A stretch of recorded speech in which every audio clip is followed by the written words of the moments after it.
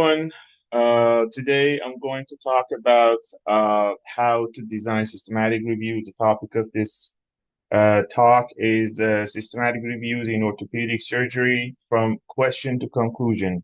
I would like to thank Harvard Global Orthopedic Collaborative for inviting me to have this talk, and I hope it's useful for everyone. My name is Sohail Ashkani Isfani. I'm the director of FAIRL, which is Foot and Ankle Research and Innovation Lab at Mass General Hospital. And I'm a faculty member at Harvard Medical School and Mass General Brigham. And I had the honor to be a part of Harvard Global Orthopedic Collaborative since 6 years ago. And I'm the VP for Education and Digital Media at Sona Global, which is a nonprofit initiative that we have through Harvard Global. So just to start, no disclosure to mention for this talk. My updated list is available on AAOS website. About systematic reviews, the definition of systematic reviews is kind of a structured, comprehensive synthesis of the published reports and research studies that addresses a specific research and or clinical question using rigorous methods to minimize bias. Key characteristics for systematic reviews. I just prepared a list here. Well, obviously it doesn't include all the points that we want to mention about systematic reviews, but it includes a bunch of points that are important for systematic reviews. To my understanding, the most important part of any systematic reviews or any article that needs to have an expert opinion is to have an expert in the team. So building a team that includes a number of experts on the field could help the authors and obviously the readers later for the systematic reviews. Specific research question is a very important part of any scientific paper, including systematic reviews. Comprehensive search, obviously needed for a comprehensive systematic review that can include or should include all or almost all the important data available in the literature. Explicit, transparent, and reproducible methodology. Outline based on the aims of the study. So to talk about this point, one of the most important parts to help the team write a very consistent and informative systematic review is to have it outlined and to let the authors, let the team know what to write in each section of the study. We will talk more in depth as we move forward through this talk, but outline is one of the most important parts of any systematic reviews. Critical appraisal, as we will talk through this PowerPoint, we will see how to review papers, how to look at the literature, and how to include and exclude the literature in a systematic review study.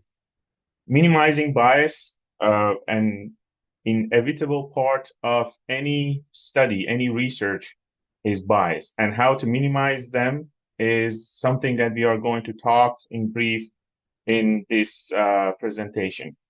Synthesis of findings and preparing a conclusion, which is the last and one of the most important parts of any systematic review. In orthopedic surgery in specific, why systematic reviews are very important.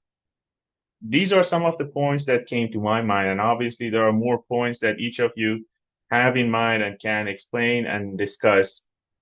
Obviously, systematic reviews provide a comprehensive reference on a specific topic for orthopedic experts. It can be scientists, surgeons, any provider, and this facilitates access to those data and results.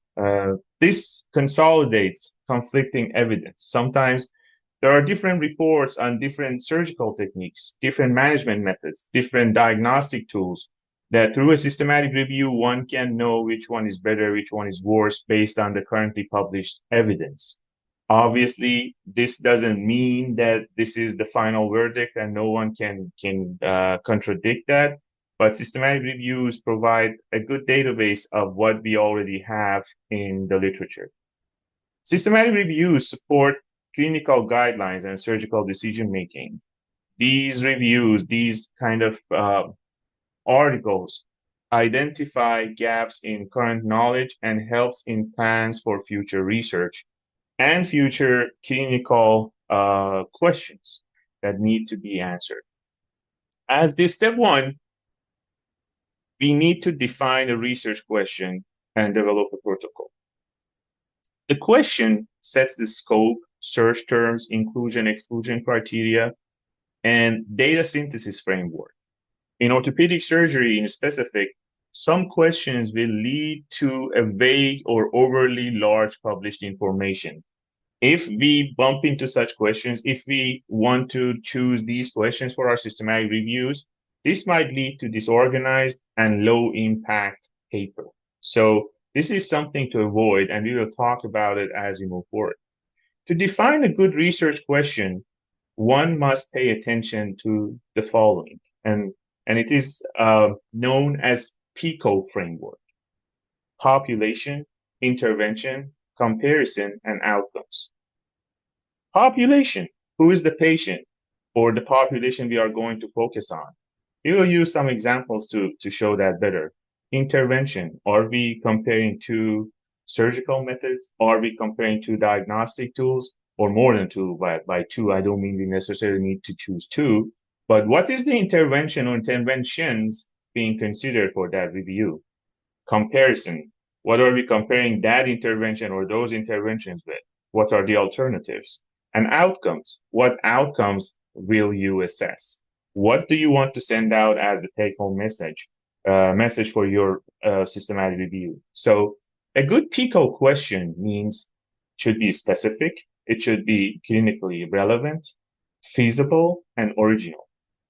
Specific meaning it should be narrow enough to focus your search. So you don't bump into thousands of papers and a huge size literature to review. Clinically relevant, it means it should address the question faced in real life orthopedic decision making. And it's not just specifically for orthopedics, for any subspecialty, any specialty you should consider these criteria. Feasible. There should be enough studies in the literature to answer the question. So if on a topic you find a couple of papers, definitely it cannot turn into a systematic review or even a narrative review or short review. Original. We will talk about Prospero. We should make sure what we are doing is not a duplication of the previous work. At least in the past few years, no one has done it. Sometimes you see people like do a review after 10 years to see what are the updates. But if someone has done a review 2 years ago, the same as what we did here, it's a duplication. So better to avoid that. Some orthopedic specific tips. We should always consider including classification systems. For example, when you're having talus fractures, it's better to mention the type of the fracture versus just mentioning talus fractures, because as you might know, this affects the outcome. So we have to be specific as possible. We should always be mindful of surgical technique heterogeneity. So, for example, sometimes like you are comparing MIS or minimally invasive surgery with open surgery. So is it within our scope? Should we compare them, or this is something that add bias to our study? Functional outcomes. It's not very consistent among different literature, different reports, how people report the outcomes, specifically patient-reported outcomes. You might know about PROMIS or patient-reported outcome measurement systems. Different forms, different formats are being used, being reported, and comparing different forms together in one bowl might not be very consistent, and sometimes might be comparing apples and oranges. So we should be mindful of that as well. Decide whether you want clinical, lab, radiographic, functional, or complication-related outcomes, or you want all. You have to know what you're looking for. This will help you later when you're designing the data sheet, the Excel sheet that you want to give to your team to gather data. So that's something to be mindful of. Let's look at an example. This is one of our recent papers that was published, and it's a systematic review on identifying the risk factors for children who suffered physical abuse. The title, which is Identifying Risk Factors for Children Who Suffer Physical Abuse, let's look at it based on the PICO criteria. Population, we are looking at children who suffer physical abuse. Exposure or interest, we are looking at the exposure to specific risk factors like individual, familial, community, societal. These are the risk factors that we are looking at among the published papers and reports to see if we can find any relevant outcomes. Comparator, children without abuse. So we are looking at the difference. We are looking at the papers who compared those who were referred to clinics with and without the signs of physical abuse. An outcome, we are looking at the documented physical abuse cases, including diagnosis or any case that were reported by the authorities. So what is the question here now, based on the PICO criteria we just reviewed together? The question, like if we want to frame it as a question, it will be something like this. Among children exposed to possible risk factors, for example, family environment, socioeconomic status, which factors are associated with a higher likelihood of documented physical abuse compared to children without those exposures? Why this question works, to my understanding, and everyone can criticize this, but this is how we approach the topic. First, the question is specific. We are focusing on children with documented physical abuse, not all injuries or maltreatment types. Clinically relevant. Well, the outcome of this study, to our understanding, could help orthopedic surgeons and pediatricians identify risk factors when encountering suspicious injuries in children. Feasible. Uh, Obviously, a substantial number of observational studies with these risk factors were there, and we found a good number of them, as we will review. And it's transparent. So authors registered the protocol and followed PRISMA guidelines to prepare this report. So as we're talking about the first step, which is defining the research question and developing a protocol, in terms of the protocol, there is a good guideline called Prospero. This will help authors avoid duplication and ensure transparency. Prospero includes objectives and aims of the study, eligibility criteria, including inclusion and exclusion criteria, search strategy, which we will talk about, outcomes of interest, and data extraction and analysis plan. There is a tip that might be useful for orthopedic researchers. We should always be specific. Again, I repeated it several times in this talk, but I'm going to say it again because there is a lot of bias in orthopedic reports and we should be mindful of them. So we should always be specific with injury classification, implants, and surgical techniques. There are a lot of biases in orthopedic practice among surgeons in different institutions regarding these and many other factors. So I provided a screenshot of Prospero webpage. Authors can log in, include their study there, and Prospero will help them to avoid duplication and ensure transparency. Search strategy. I have another lecture on search strategy. Obviously, you're more than welcome to refer to that. I'm going to just go over a number of important points for search strategy, including the databases. I'm sure most of you are aware of PubMed and Medline. That's one of the best medical databases that the authors can use. Other than that, Embase, Cochrane, Scopus, and Web of Science. I personally sometimes, or many times, in review articles, use Google Scholar. It's not very I should say, expert-based or something like PubMed that you can use mesh terms and a lot of keywords and have an advanced search.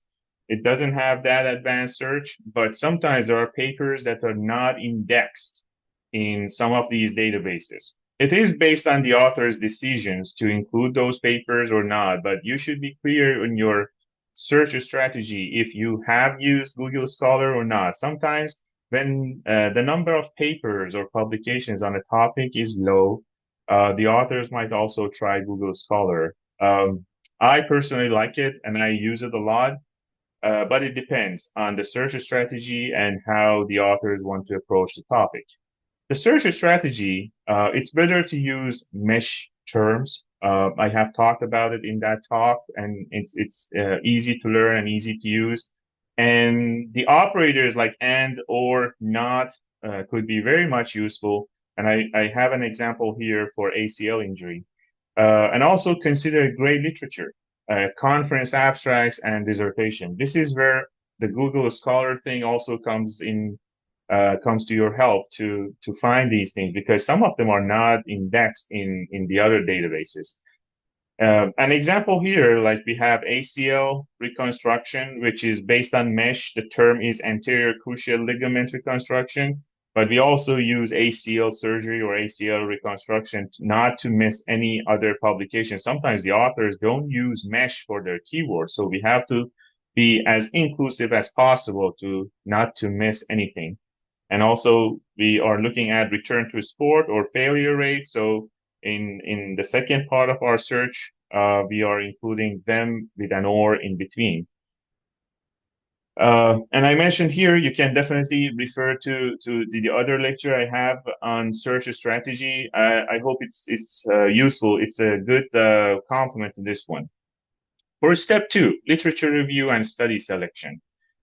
This screening process is very important, and the authors should pay a lot of attention to this part because this is where a lot of bias happens in terms of gathering the papers we want to include in this study and also extracting the data. We should make clear exclusion and inclusion criteria. We should make sure all the reviewers understand what are these criteria and what to consider while they're screening the papers. Title and abstract screening is the first phase, and after abstract screening, we will go for full text review. On the right side of my page, you see the Prisma flow diagram, which is an example. I will give you a real example as we move forward. But this diagram will also help the readers of your paper know how many papers you found in your search, how many you included, how many you screened, how many you excluded, and how many you included in your final review and data extraction. It's better to have 2 independent reviewers for this process and a third one in case there was any discrepancies. And this is one of the examples of a recent publication that we use the Prisma flow diagram to show how many papers were reviewed and how many were included in our study. There are some suggestions in this process, which I personally enjoy a lot when I use them before, like maybe about 5-6 years ago.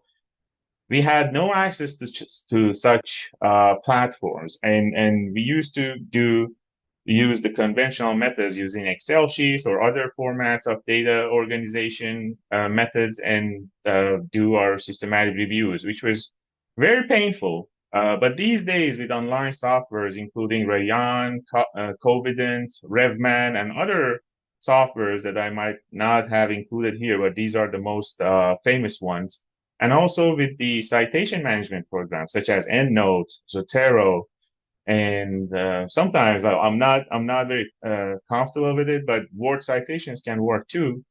All these softwares help researchers do the process and take care of the whole critical appraisal, review, and even data synthesis and data analysis faster, better, easier. I personally use Rayon and Covidence a lot. My team uses both of them a lot, and they are most of their features are free. You can use them by just signing up and logging into their websites. And this can also help the authors have a platform online So the reviewers can go through these platforms, review, rate, and extract the most important data, and is even like import the papers directly to these platforms and export the outcomes to their Word file or wherever they're preparing their manuscript.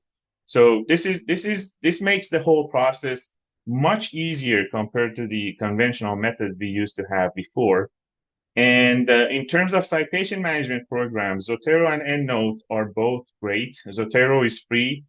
Both of them are easy to use. You can extract and import papers directly from the websites or by the features these softwares have into their library and then cite them within your manuscript, within your draft, which makes the process much easier, mainly because you might need to cite a large number of papers and then order them and organize them. And these softwares help you a lot with the process.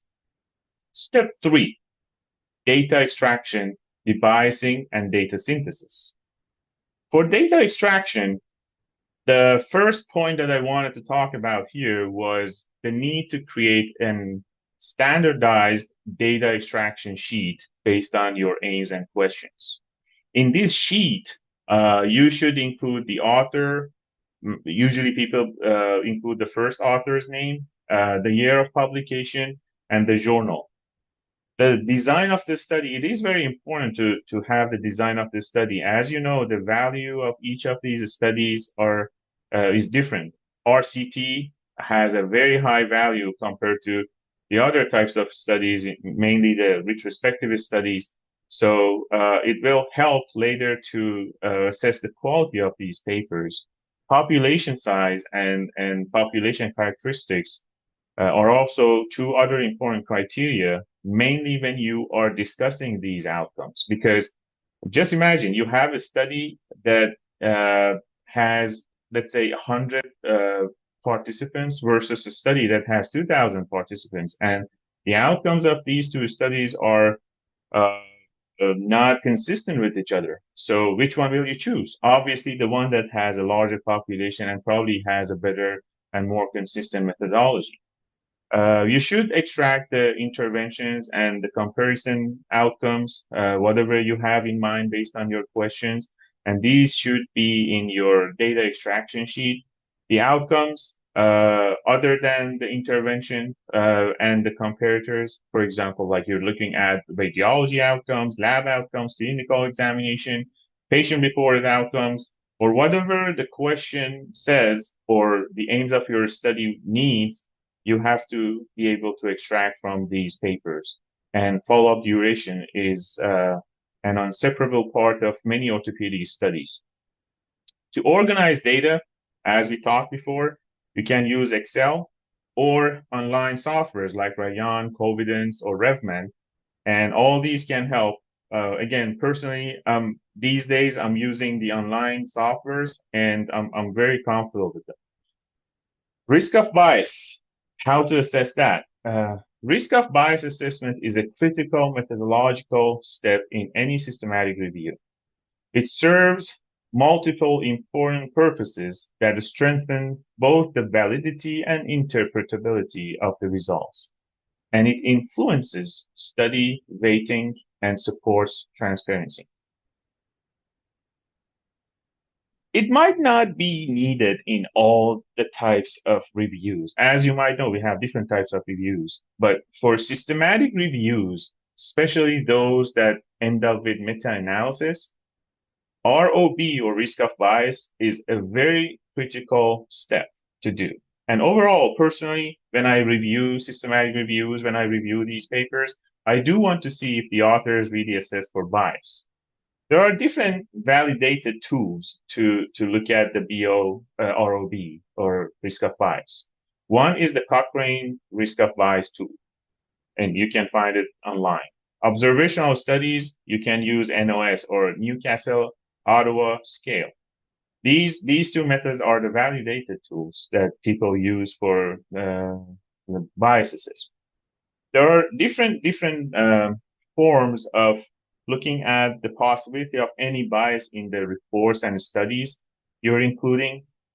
You have to mention that how you assess for bias, and if you did not really de-bias, or if the studies were kind of biased based on your expert judgment, you should mention when you're discussing those studies.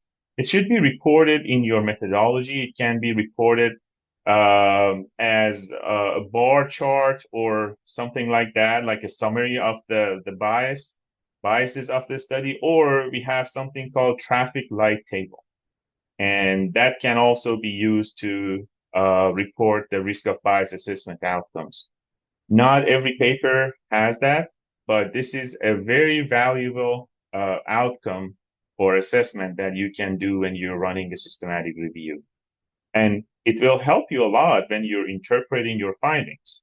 When you're interpreting your findings in light of risk of bias and discuss how these biases could affect your outcomes, the readers would trust your outcomes much more than someone who has not really assessed the included papers for any types of biases. In orthopedics, you should be critical of selection bias specifically and loss to follow up. These are two of the most common biases in orthopedic studies. As another tip, it is always good to use two reviewers for risk of bias assessment. And if there was any disagreement, there could be a third reviewer to resolve that. Data synthesis. Usually for review studies, qualitative synthesis is very common. And authors usually summarize the findings of the included studies, especially when the outcomes are kind of heterogeneous. In case the authors are aiming for meta-analysis, then they might consider quantitative synthesis, for which you might use RevMan or R. I'm personally using R. I'm more familiar with it, but there are easier ways. Again, RevMan makes it much easier. It's good to do an analysis on the effect sizes, for example, the odds ratio, relative risk. It's good to assess the heterogeneity using I-square and sparse plots for visual displays. One of the things that the author should always consider is, again, as I mentioned, for most of the reviews, including narrative reviews, scoping reviews, rapid reviews, and even umbrella reviews, qualitative synthesis is enough. And usually reviewers will be happy with it. However, uh, the quantitative synthesis and as we will talk about, the grade of the evidence will add a lot of value to the review paper that you're sending out. Regarding the grade and how to grade the evidence, we should use the grade approach to rate all the overall evidence quality. It is basically an expert part, or a part that should be done by an expert. So experts should assess the literature and grade them using high, moderate, low, or very low quality. And these gradings are based on the risk of bias, consistency, directness, precision, and publication bias. There are different tools for grading. You can use GradePro, which is a website. It is free, I think, for 2 or 3 authors if you want to use it. We also have Cochrane Handbook. There is a chapter on how to grade evidence. And we have Prisma 2020 that recommends including grading systematic reviews, and there are some methods for it. I personally use GradePro, sometimes Cochrane Handbook, but it really depends on how the authors want to approach it. In many of my systematic reviews, I haven't used grading because sometimes it's a bit hard to do it, and sometimes there are inconsistencies. But if you have an expert in your team, I highly suggest grading the evidence. There are different reasons to downgrade or upgrade the evidence quality, as you might guess. The reasons that might downgrade the quality of an evidence is obviously bias, inconsistency, indirectness, and imprecision, and also publication bias. Those that upgrade the quality include large effect size, dose response gradient, and the fact that the authors have included and suggested the confounding factors in their study and included them in their analysis to reduce the bias. Step 4, the the best part for most of the researchers thinking that they are done and now they are good to go and write the manuscript. But if you ask me, this is the most important part, and well, maybe it's exaggerating saying most important part, but one of the most important parts, at least for me when I review, I do like to have a very structured manuscript that sends out the message very well, very clear, and elaborates what we were aiming for. So the most important part to write a good and structured manuscript is to develop an outline. The outline is better to be provided and created by an expert who knows how the story has to be told. As I keep telling all the researchers and all those who I had the privilege to work with, it is good to tell a story. It's not good to write a manuscript like a nerd who just wants to put a bunch of lines together and send out some scientific message without the reader understanding where did it start and where it is going to end. So outline should be focused on telling a story, starting from a question, aims, structure, methods, results, a good discussion, and a good conclusion. The structure of systematic reviews are almost similar to any other scientific paper, from abstracts to conclusion and references. There are different points to be considered in each of these parts. For me personally, one of the most important parts that I pay a lot of attention and needs to be very accurate, clear, uh, are methods and results. So search strategy should be clear. The selection criteria for the included studies should be very clear and reproducible. Bias assessment, any methods you use, it has to be there.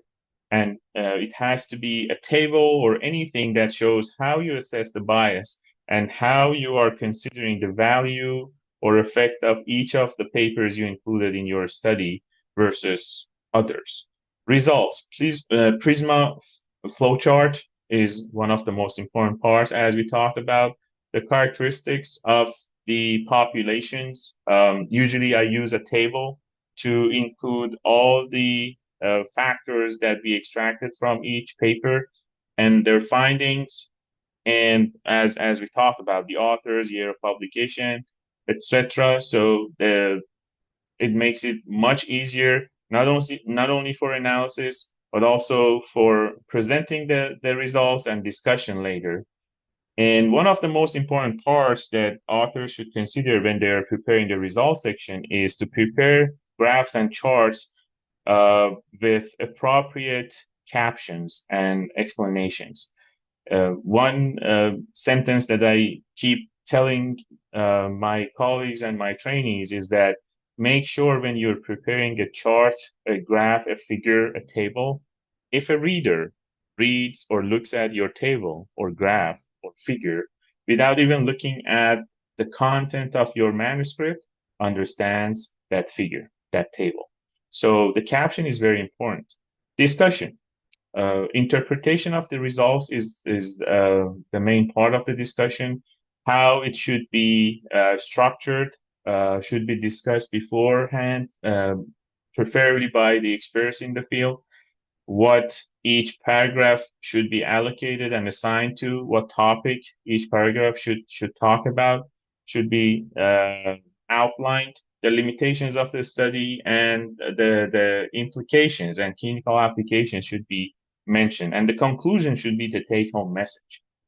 We should avoid some common mistakes, and we all have seen this in the literature, even those that are peer-reviewed and published. Vague research question is a killer. Incomplete search strategy, in a way that the others cannot reproduce what you have already done, ignoring to register the protocol, including studies of poor quality. Sometimes when the number of studies that are found is small, some authors might be tempted to include some poor quality studies, which will affect the whole study, and that should be avoided. Over-interpretation. Sometimes some conclusions are too bold, and an unwritten rule in research is nothing is 100%. So using terms that do not show that what you got out of your study is a fact, is a bold statement, is something that no one can deny, is something that no one can prove wrong, is usually wrong. So try not to overinterpret. Try to say what you have seen, not more, not less, and make sure you always include the Prisma chart and the details of the included papers, articles, figures, and others in your study. Some special considerations for orthopedic researchers. As we talked about, heterogeneity in surgical techniques and implants is a part of orthopedic research. So authors should always consider them when interpreting the outcomes. Variation in surgeons' experiences. In other words, like a surgeon with a few years of experience might have different outcomes compared to a very experienced surgeon. Building on that, even institutions, the outcomes in one institution might differ from another. As you see on my last point, diversity and the effect of social determinants of health might affect the outcome.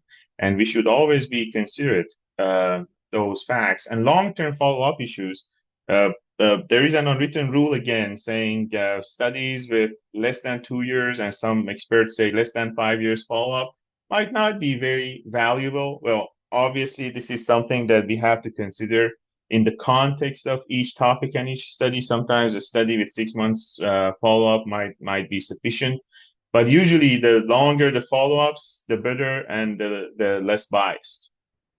And we should also have in mind reporting the outcomes of studies like radiologic union, functional outcome. These are some of the outcomes that might change in terms of how they are being reported from expert to expert, from institution to institution, and there could be bias regarding these outcomes. And we should also mention that, and we should also be considerate of those. One of the hottest topics these days in overall orthopedic research or medical research, but here specifically about systematic reviews or review papers, is whether we can use AI or not, and what are the applications of AI tools like ChatGPT, Perplexity, Site AI, Research Rabbit, Elicit, Cloud, and other platforms.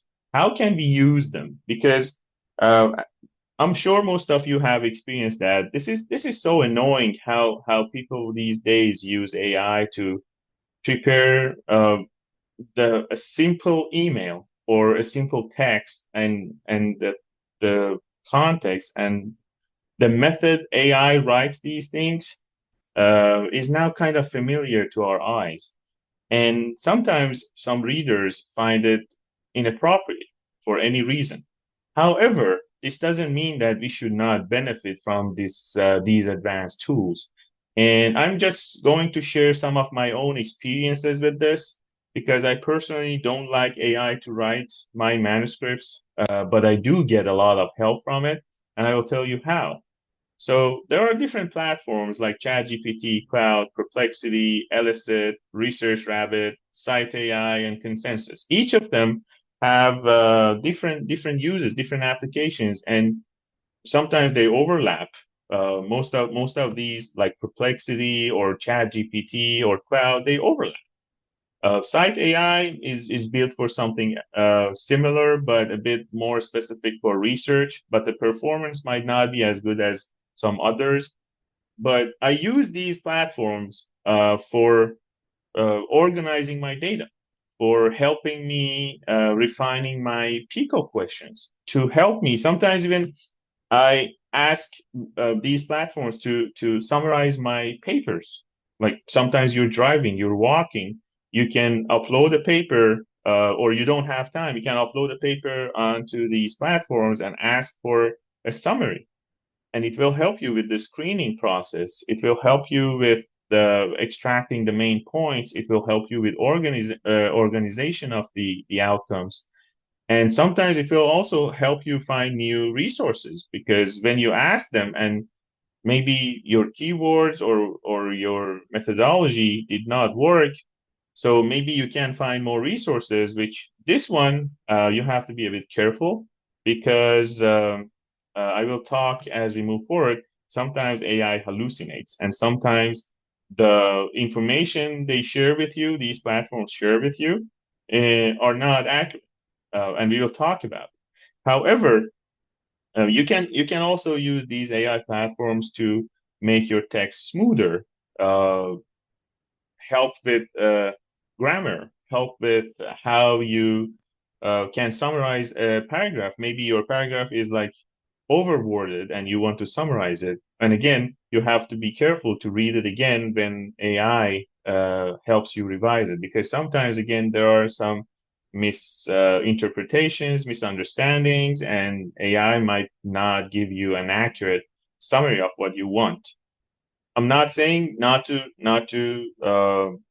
trust it, but I'm saying be cautious about possible flaws and make sure before sending the outcome, sending your manuscript, sending your draft out, all the authors, mainly the senior and the lead author, who are the most responsible people for the study, read it again and again and make sure there is no false data, there is no wrong data, there is no mistake.